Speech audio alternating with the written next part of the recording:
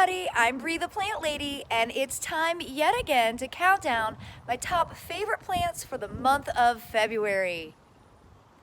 This month I'm going to feature 5 things that have done exceptionally well with almost no maintenance and have brought me joy either in their foliage or their flowers.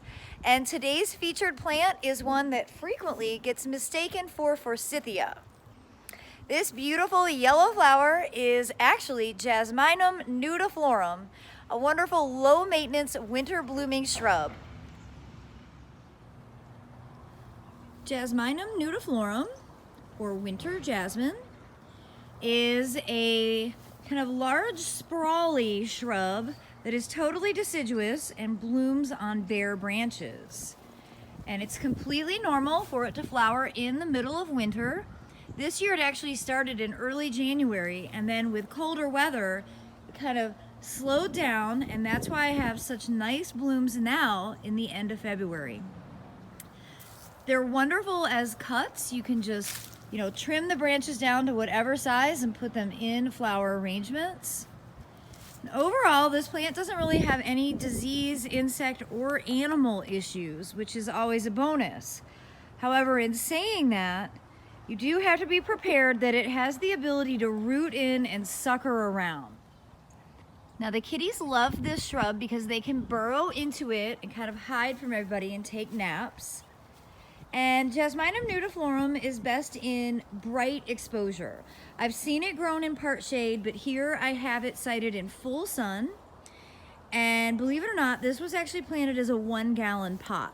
So in 10 years time, you can see it really will take up a fair amount of space.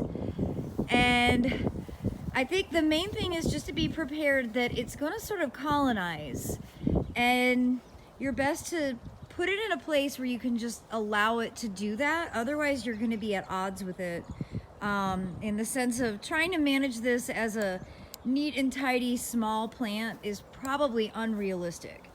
However, it's a great thing to put, along a property border. I've also seen these even grown like along the highways in North Carolina because they're so low maintenance.